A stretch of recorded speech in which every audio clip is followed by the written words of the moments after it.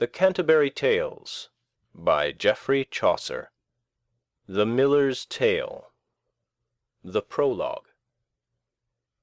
When that the knight had thus his tale told, in all the rout was neither young nor old that he not said it was a noble story, and worthy to be drawn to memory, and namely the gentles every one. Our host then laugh'd and swore, "So may I gon. This goes aright. Unbuckled is the mail. Let's see now who shall tell another tale, for truly this game is well begun. Now telleth ye, Sir Monk, if that ye can, somewhat to quitten with the knight's tale." The miller, that fordrunken, was all pale, so that unnethes upon his horse he sat. He would availen neither hood nor hat, nor abide no man for his courtesy, but in Pilate's voice he gan to cry, and swore by arms and by blood and bones, "I can a noble tale for the nuns, with which I will now quite the knight's tale." Our host saw well how drunk he was of ale, and said, "Robin, abide my leave, brother. Some better man shall tell us first another. Abide, and let us work thriftily." "By God's soul," quoth he, "that will not I, for I will speak, or else go my way." Our host answered, "Tell on a devil way. Thou art a fool. Thy wit is overcome." "Now hearken," quoth the miller, "all and some. For first I make a protestation, that I am drunk, I know it by my sound. And therefore if that I misspeak, or say, wite it the ale of Southwark, I you pray. For I will tell a legend and a life, both of a carpenter and of his wife, how that a clerk hath set the wright's cap." The reeve answered and said, "Stint thy clap. Let be thy lewed drunken harlotry. It is a sin, and eke a great folly, to appear in any man, or him defame, and eke to bring wives in evil name. Thou mayest enough of other things sayn." This drunken miller spake full swoon again, and said, "Leave brother Oswald, who hath no wife, he is no cuckold. But I say not therefore that thou art one. There be full good wives, many one. Why art thou angry with my tale now? I have a wife, pardie, as well as thou, yet an old I, for the oxen in my plough, taken upon me more than enough to deemen of myself that I am one. I will believe well that I am none. An husband should not be inquisitive of God's privity, nor of his wife, so he may find God's foison there. Of the remnant needeth not to enquire." What should I more say, but that this miller, he would his words for no man forbear, but told his churlish tale in his manner. Me thinketh that I shall rehearse it here. And therefore every gentle wight I pray, for God's love, to deem not that I say of evil intent, but that I must rehearse their tales all, be they better or worse, or else falsen some of my mateer. And therefore whoso listed not to hear, turn o'er the leaf and choose another tale, for he shall find enough, both great and smale, of storiol thing that toucheth gentleness, and eke morality and holiness. Blame not me if that ye choose amiss. The miller is a churl, ye know well this. So was the reeve, with many other mo', and harlotry they told both too. Avise you now, and put me out of blame, and eke men should not make earnest of game. The Tale. Whilom there was dwelling in Oxenford a rich knoff, that guests held to board, and of his craft he was a carpenter. With him there was dwelling a poor scholar, had learned art, but all his fantasy was turned to learn astrology. He could a certain of conclusions to deem by interrogations, if that men asked him in certain hours, when that men should have drought or else showers, or if men asked him what should fall. Of everything I may not reckon all. This clerk was called Hendy Nichols. Of dern love he knew, and of solace, and therewith he was sly and full privy, and like a maiden meek for to see. A chamber had he in that hostelry, alone withouten any company. Full fetisly I dight with herbs swoot, and he himself was sweet as is the root of licorice or any set wall. His almagest and books great and small, his astrolabe belonging to his art, his ogrim stones laid fair apart, on shelves couched at his bed's head, his pressy covered with a falding red. And all above there lay a gay psaltery, on which he made at nights melody, so sweetly the chamber rang. And Angelus ad Virginem he sang. And after that he sung the king's note, full often blessed was his merry throat.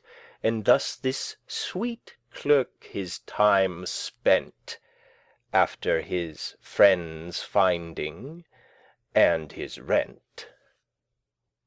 This carpenter had wedded new a wife, which that he loved more than his life. Of 18 year, I guess, she was of age. Jealous he was, and held her narrow in cage, for she was wild and young, and he was old, and deemed himself belike a cuckold. He knew not Cato, for his wit was rude, that bade a man wed his similitude.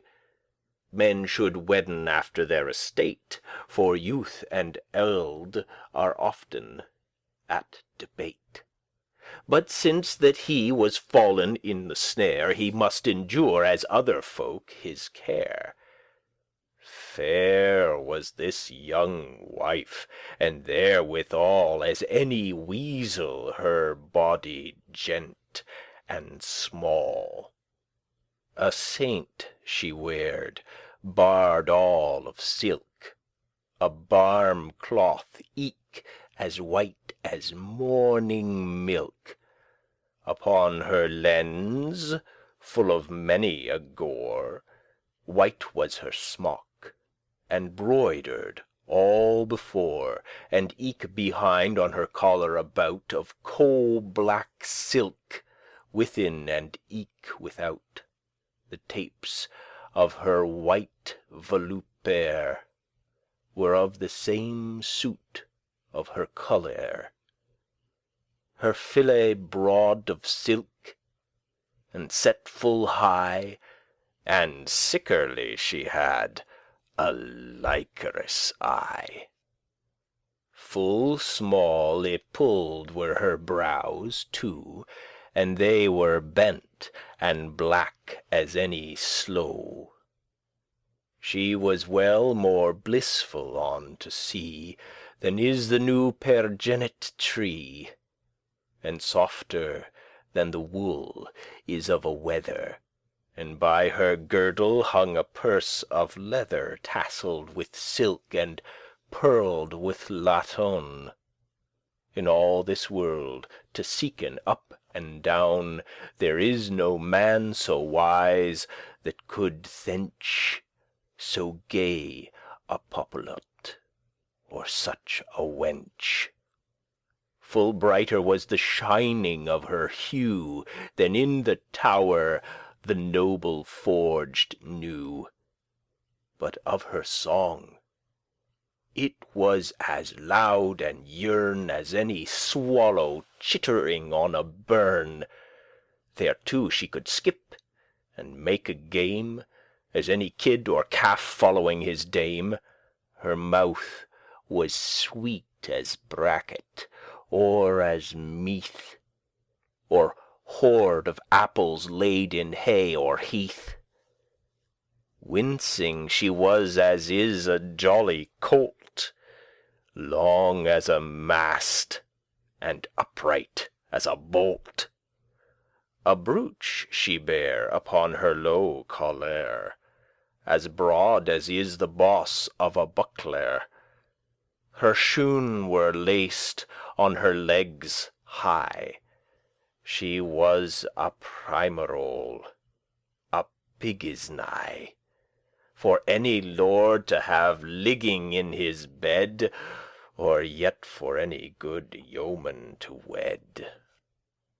Now, sir, and eft, sir, so befell the case, that on a day this Hendy Nicholas fell with this young wife to rage and play, while that her husband was at Usenay. As clerks be full subtle and full quaint, and privily he caught her by the quaint, and said, "I wis but if I have my will, for dern love of thee, leman I spill," and held her fast by the haunch bones, and said, "Leman, love me well at once, or I will dien all, so God me save." And she sprang as a colt doth in the trave, and with her head she writhed fast away, and said, "I will not kiss thee, by my fay." "Why, let be," quoth she, "let be, Nicholas, or I will cry out hero and alas." "Do away your hands for your courtesy." This Nicholas gan mercy for to cry, and spake so fair and proffered him so fast, that she her love him granted at the last, and swore her oath by Saint Thomas of Kent that she would be at his commandment, when that she may her leisure well espy. My husband is so full of jealousy, that but ye wait well, and be privy, I wot right well I am but dead," quoth she. "Ye must be full dern as in this case." "Nay, thereof care thee naught," quoth Nicholas. A clerk had litherly beset his wile, but if he could a carpenter beguile.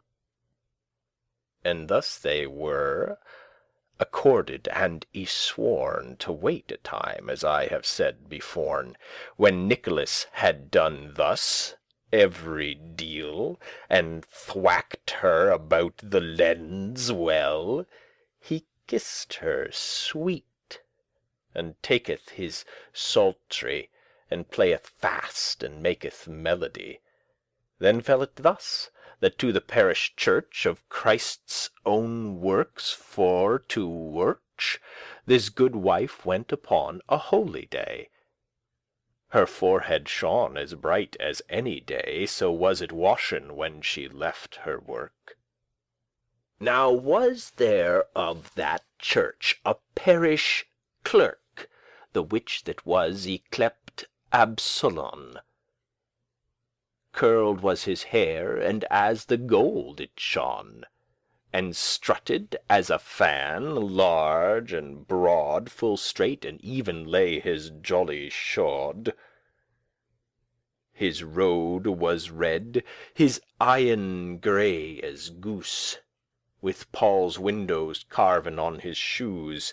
In hosen red he went full fetisly. Y-clad he was full small and properly, all in a kirtle of light waget, and thereupon he had a gay surplice, as white as is the blossom on the rise. A merry child he was, so God me save. Well could he letten blood, and clip, and shave, and make a charter of land and a quittance. In 20 manners could he trip and dance, after the school of Oxenford though, and with his legs cast to and fro, and playen songs on a small rebible. Thereto he sung sometimes a loud quinibble, and as well could he play on a gittern. In all the town was brewhouse nor tavern that he not visited with his solas. There as that any garnard tapster was. But sooth to say, he was some deal squamous, of farting and of speech, dangerous. This Absolon, that jolly was and gay, went with a censer on the holy day, censing the wives of the parish fast, and many a lovely look he on them cast, and namely on this carpenter's wife. To look on her him thought a merry life. She was so proper and sweet and likerous, I dare well say, if she had been a mouse, and he a cat, he would her hent anon. This parish clerk, this jolly Absolon, hath in his heart such a love longing, that of no wife took he none offering, for courtesy he said he would none. The moon at night full clear and bright shone, and Absolon his guitarn hath he taken, for paramours he thought for to waken, and forth he went, jolliffe and amorous, till he came to the carpenter's house, a little after the cock had y-crow, and dressed him under a shot window that was upon the carpenter's wall. He singeth in his voice gentle and small. Now, dear lady, if thy will be, I pray that ye will rue on me. Full well accordant to his gitterning, this carpenter awoke and heard him sing, and spake unto his wife, and said anon, "What, Alison, hearest thou not Absolon that chanteth thus under our bower wall?" And she answered her husband therewithal, "Yes, God wot, John, I hear him every deal." This passeth forth, what will ye bet than well? For day to day this jolly Absolon so wooeth her, that him is woe begone. He waketh all the night and all the dale to comb his locks broad and make him gay. He wooeth her by means and by brocage, and swore he would be her own page. He singeth brocking as a nightingale. He sent her piment, mead, and spiced ale, and wafers piping hot out of the glede. and for she was of town, he proffered mead. For some folk will be wonnen for richness, and some for strokes, and some with gentleness. Sometimes to show his lightness and mastery, he playeth Herod on a scaffold high. But what availeth him as in this case? So loveth she the hendy Nicholas, that Absolon may blow the buck's horn. He had for all his labour but a scorn, and thus she maketh Absolon her ape, and all his earnest turneth to a jape. Forsooth is this proverb, it is no lie. Men say right thus alway, the nigh sly maketh oft time the far lief to be loth. For though that Absolon be wood or wroth, because that he far was from her sight, this nigh Nicholas stood still in his light. Now bear thee well, thou hendy Nicholas, for Absolon may wail and sing, alas. And so befell that on a Saturday this carpenter had gone to Osnay, and hendy Nicholas and Alison accorded were to this conclusion, that Nicholas shall shape him a while, the silly jealous husband to beguile, and if so were the game went aright, she should sleepen in his arms all night. For this was her desire, and his also. And right anon, without wordes mo', this Nicholas no longer would he tarry, but doth full soft unto his chamber carry both meat and drink for a day or tway, and to her husband bade her for to say, if that he asked after Nicholas, she should say she wist not where he was. Of all the day she saw him not with eye, she trowed he was in some malady. For no cry that her maiden could him call he would answer, for naught that might befall. Thus passed forth all thilke Saturday, that Nicholas still in his chamber lay, and ate and slept, and did what him list, till Sunday, that the sun went to rest. This silly carpenter had great marvail of Nicholas, or what thing might him ail, and said, "I am adrad, by Saint Thomas, it standeth not aright with Nicholas. God shield that he died suddenly. This world is now full fickle sickerly. I saw today a corpse y-borne to church, that now on Monday last I saw him wirch. Go up," quoth he unto his knave, "anon clepe at his door, or knock with a stone. Look how it is, and tell me boldly." This knave went him up full sturdily, and at the chamber door, while that he stood, he cried and knocked, as that he were wood. "What how? What do ye, Master Nicolai? How may ye sleepen all the long day?" But all for naught. He heard not a word. An hole he found full low upon the board, whereas the cat was wont in for to creep, and at that hole he looked in full deep, and at the last he had of him a sight. This Nicholas sat ever gaping upright, for he had kyked on the new moon. Adown he went and told his master soon in what array he saw this ilke man. This carpenter to blisten him began, and said, "Now help us, Saint Friedeswide. A man wot little what shall him betide. This man is fallen with his astronomy into some woodness or some agony. I thought I well how that it should be. men should know naught of God's privity. Yea, blessed be alway a lewed man, that not but only his believe can.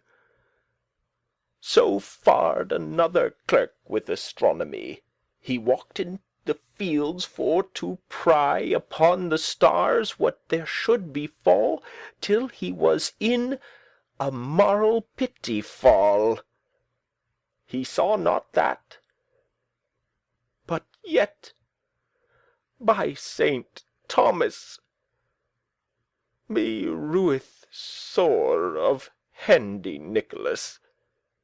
He shall be rated of his studying, if that I may, by Jesus heaven's king, get me a staff that I may underspore, while that thou, Robin, heavest off the door. He shall out of his studying, as I guess. And to the chamber door he gan him dress. His knave was a strong carle for the nonce, and by the hasp he heaved it off at once. Into the floor the door fell down anon. This Nicholas sat aye as still as stone, and ever he gaped upward into the air. The carpenter weened he were in despair, and hent him by the shoulders mightily, and shook him hard, and cried spitously, "What, Nicholas? What how, man? Look adown. Awake, and think on Christ's passion. I crouch thee from elves and from wights." Therewith the night's spell he said he anon writes, and the four halves of the house about, and on the threshold of the door without, "Lord Jesus Christ and Saint Benedight, bless this house from every wicked wight, from the nightmare, the white pater noster. Where wonnest thou now, Saint Peter's sister?" And at the last this Hendy Nicholas gan for to sigh full sore, and said, "Alas, shall all time world be lost eftsoons now?" This carpenter answered, "What sayest thou? What? Think on God, as we do, men that swink." This Nicholas answered, "Fetch me a drink, and after will I speak in privity of certain thing that toucheth thee and me. I will tell it to no other man certain." This carpenter went down and came again, and brought of mighty ale a large quart. And when that each of them had drunk his part, this Nicholas his chamber door fast shet, and down the carpenter by him he set, and said, "John, mine host full lief and dear, thou shalt upon thy truth swear me here, that to no wight thou shalt my counsel ray. For it is Christ's counsel that I say, and if thou tell it man, thou art forlorn. For this vengeance thou shalt have therefore, that if thou ray me, thou shalt be wood." "Nay, Christ forbid it for his holy blood," quoth then this silly man. "I am no plab, nor though I say it am I lief to gab. Say what thou wilt, I shall it never tell to child or wife by him that harried hell." "Now, John," quoth Nicholas, "I will not lie. I have y-found in my astrology, as I have looked in the moon bright, that now on Monday next at quarter night shall fall a rain, and that so wild and wood, that never half so great as Noah's flood. This world, he said, In less than half an hour shall all be draint, so hideous is the shower.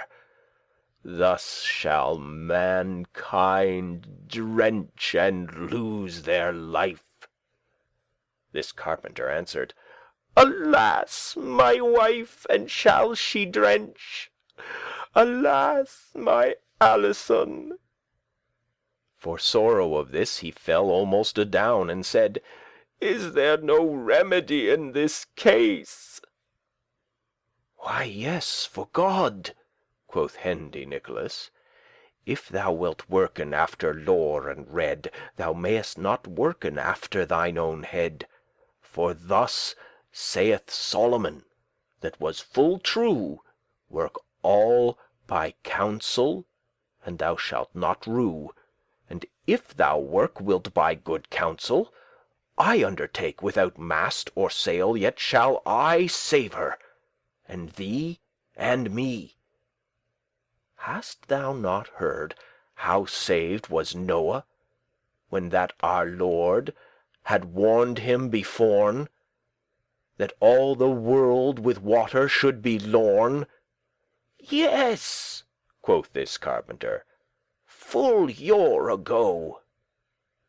"Hast thou not heard," quoth Nicholas, "also the sorrow of Noe, that his fellowship that he had ere he got his wife to ship?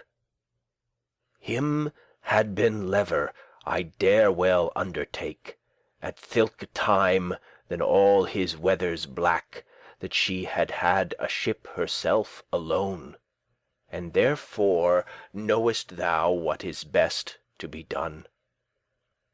This asketh haste, and of an hasty thing men may not preach or make tarrying. Anon go get us fast into this inn, a kneading trough, or else a kemelin, for each of us. But look that they be large, in which we shall swim as in a barge, and have therein vitile sufficient but for one day. Fie on the remnant, the water shall aslake and go away about prime upon the next day. But Robin may not know of this, thy knave, nor eke thy maiden Gill I may not save. Ask me not why, for though thou ask me, I will not tell God's privity.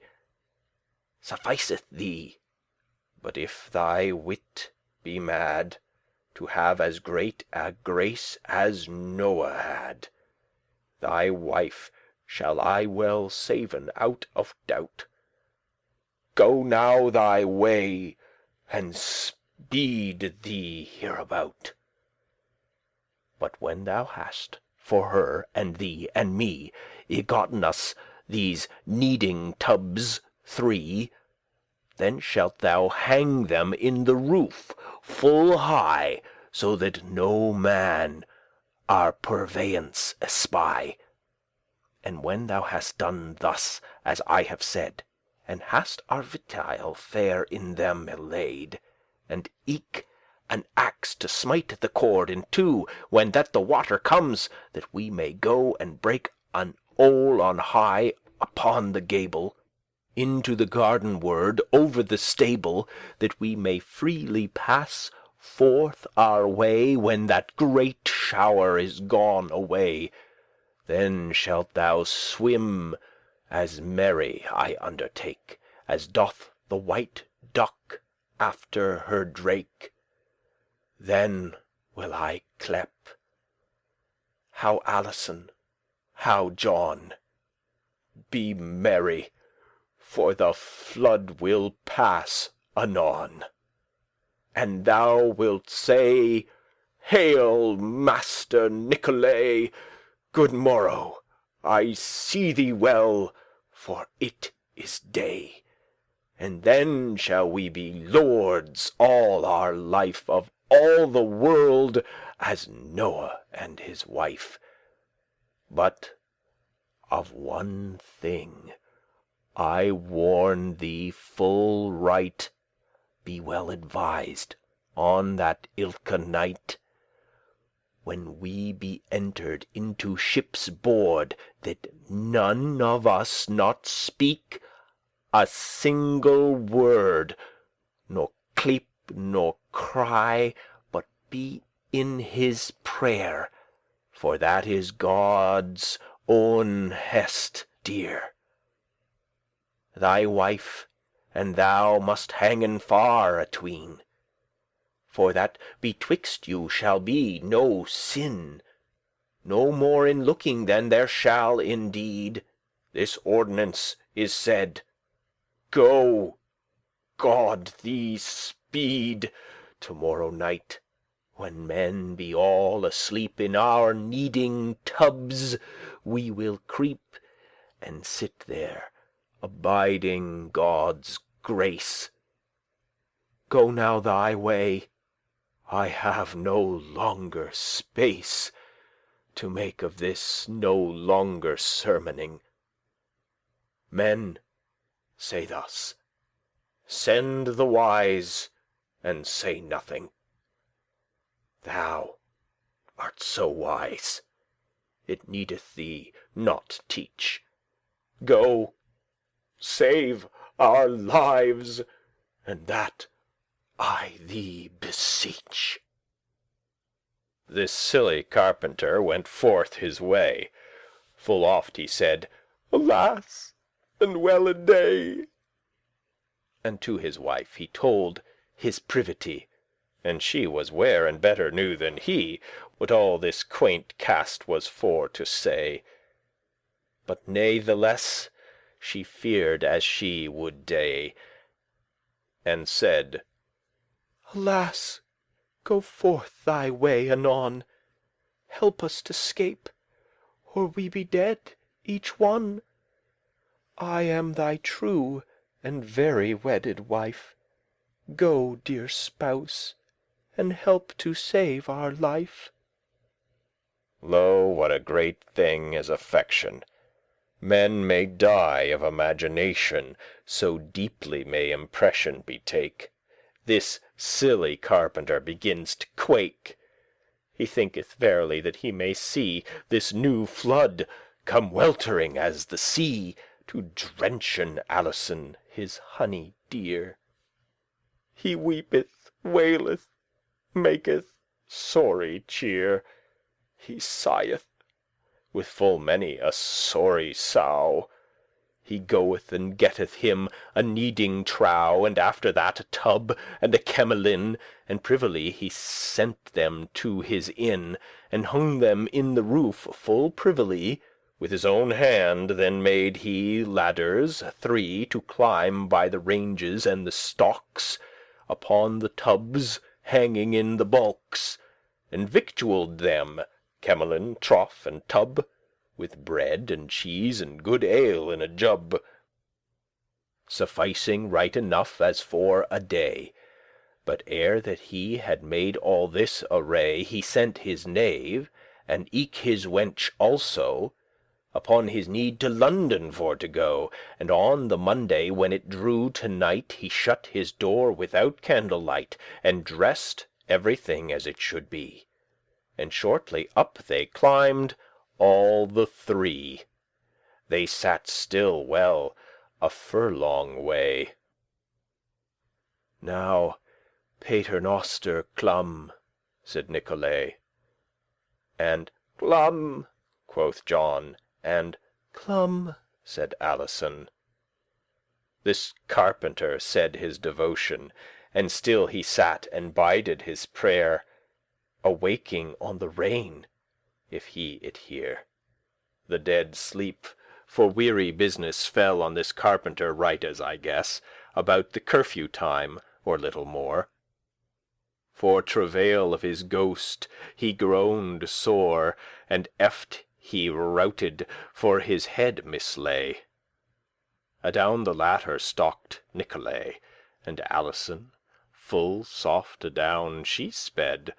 Without wordes more they went to bed. There as the carpenter was wont to lie, there was the revel and the melody. And thus lay Alison and Nicholas in business of mirth and in solace, until the bell of laudes gan to ring, and friars in the chancel went to sing. This parish clerk, this amorous Absolon, that is for love alway so woe begone, upon the Monday was at Ocené, with company him to disport and play, and asked upon a cas a cloisterer full privily after John the carpenter. And he drew him apart out of the church, and said, I saw him not here work since Saturday. I trow that he be went for timber, where our abbot hath him sent, and dwellen at the grange a day or two, for he is wont for timber for to go, or else he is at his own house certain. Where that he be, I cannot soothly sayn. This Absolon full jolly was and light, and thought, now is the time to wake all night, for sickerly I saw him not stirring about his door since day began to spring. So may I thrive, but I shall at cock crow full privily go knock at his window, that stands full low upon his bower wall.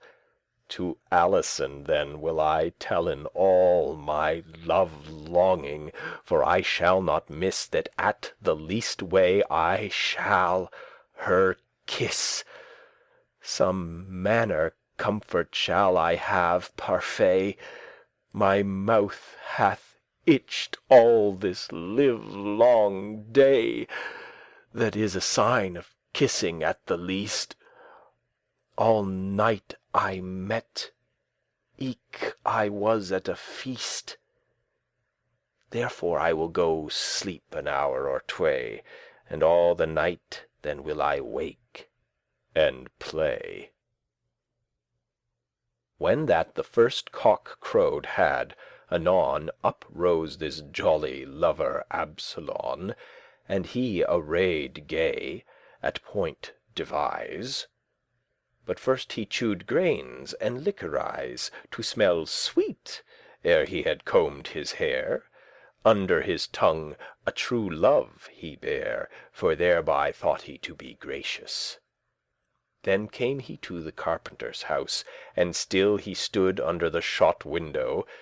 Unto his breast it wrought, it was so low, and soft he coughed with a semicone. "What do ye, honeycomb, sweet Alison, my fair bird, my sweet cinnamome? Awaken, lemon mine, and speak to me. Full little think ye upon my woe, that for your love I sweat thereas I go. No wonder is that I do swelt and sweat. I mourn as doth a lamb after the teat. I wis, leman, I have such love longing, that like a turtle true is my mourning. I may not eat no more than a maid." "Go from the window, thou jack fool," she said. "As helpe me God, it will not be. Come, ba me. I love another, else I were to blame." "Well, better than thee, by Jesus, Absolon. Go forth thy way, or I will cast a stone, and let me sleep a 20 devil way." "Alas," quoth Absolon, "and well away, that true love ever was so ill beset. Then kiss me, since it may be no bet, for Jesus' love, and for the love of me."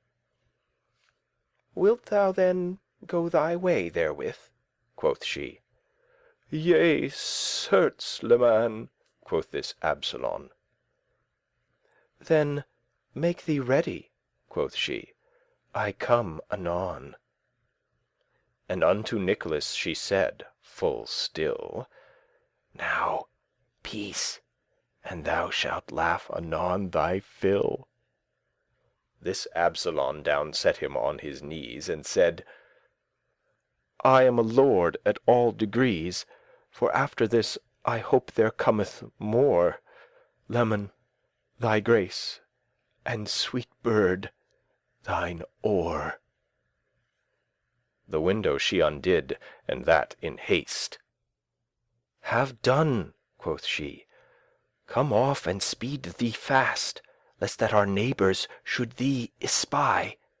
Then Absolon gan wipe his mouth full dry. Dark was the night, as pitch or as the coal, And at the window she put out her hole. And Absolon him fell ne bet ne worse, But with his mouth he kissed her naked arse Full savourly. When he was ware of this, aback he start, And thought it was amiss. For well he wist a woman hath no beard. He felt a thing all rough and long y-haired, And said, "Fie, alas, what have I do?" "Tee hee," quoth she, and clapped the window to, And Absolon went forth at sorry pace. A beard," said handy Nicholas. "By God's corpus, this game went fair and well." This silly Absolon heard every deal, And on his lip he gan for anger bite, And to himself he said, "I shall thee quite." He rubbeth now, who frotteth now his lips, With dust, with sand, with straw, with cloth, with chips. But Absolon, that saith full oft, "Alas, my soul betake I unto Satanas, But me were liever than all this town," quoth he, "I this despite a rocken for to be. Alas, alas, that I have been aye blent. His hote love is cold, and all y-quent. For from that time that he had kissed her arse, Of paramours he set not a carse. For he was healed of his malady. Full often paramours he gan defy, And weep as doth a child that hath been beat. A soft pace he went over the street, Unto a smith, men callen Dan Garvis, That in his forge smithed plough harness. He sharped share and coulter busily. This Absolon knocked all easily, And said, "Undo, Garvis, and that anon." "What? Who art thou?" "It is I, Absolon." "What? Absolon, what? Christ's sweet tree, why rise so wrath? Hey, Benedicite, what aileth you? Some gay girl, God it wot, Hath brought you thus upon the viretote." "By Saint Neot, ye wot well what I mean." This Absolon he wrought not a bean.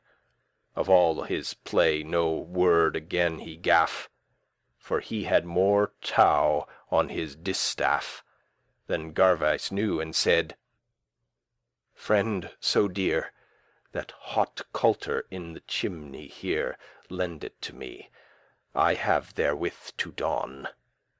I will it bring again to thee full soon." Garvice answered, "Certes, were it gold, Or in a poke, nobles all untold, Thou shouldst it have, as I am a true smith." "Nay, Christe's foot, what will ye do therewith?" "Thereof," quoth Absolon, "be as be may, I shall well tell it thee another day." And caught the coulter by the cold steel. Full soft out at the door he gan to steal, And went unto the carpenter's wall. He coughed first, and knocked therewithal upon the window, light as he did air. This Alison answered, "Who is there that knocketh so? I warrant him a thief." "Nay, nay," quoth he, "God wot, my sweet lefe, I am thine Absolon, my own darling of gold," quoth he. "I have thee brought a ring, my mother gave it me, so God me save. Full fine it is, and thereto may y grave. This will I give to thee, if thou me kiss." Now Nicholas was risen up to piss, and thought he would amenden all the jape. He should kiss his arse ere that he scape. And up the window did he hastily, and out his arse he put full privily over the buttock to the haunch bone, and therewith spake this clerk, this Absolon. "Speak, sweet bird, I know not where thou art." This Nicholas anon let fly a fart, as great as it had been a thunder dent, that with the stroke he was well nigh y blent. But he was ready with his iron hot, and Nicholas amid the arse he smote. Off went the skin and hand breadth all about. The whole culter burned so his tout, that for the smart he weened he would die. As he were wood for woe he gan to cry, "Help! Water! Water! Help, for God's heart!" This carpenter out of his slumber start, and heard one cry, "Water!" as he were wood, and thought, "Alas, now cometh Noah's flood."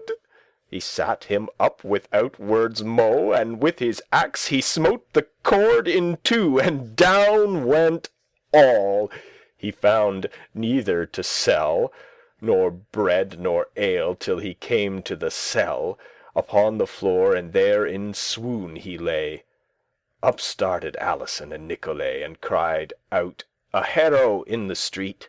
The neighbours all, both small and great, in ran for to garen on this man, that yet in swoon lay, both pale and wan. For with the fall he broken had his arm, but stand he must unto his own harm. For when he spake, he was anon borne down with Hendy, Nicholas, and Alison. They told to every man that he was wood. He was aghast so of Noah's flood. Through fantasy, that of his vanity, he had bought him kneading tubs 3, and had them hanged in the roof above, and that he prayed them for God's love to sitten in the roof for company. The folk gan laughen at his fantasy. Into the roof they kiken and they gape, and turned all his harm into a jape. For whatsoe'er this carpenter answered, it was for naught. No man his reason heard. With oaths great he was so sworn adown, that he was holden wood in all the town. For every clerk anon right held with other. They said, "The man was wood, my lieve brother," and every wight gan laughen at his strife. Thus swived was the carpenter's wife, for all his keeping and his jealousy, and Absolon hath kissed her nether eye, and Nicholas is scalded in the tout. This tale is done, and God save all the rout. End of the Miller's Tale.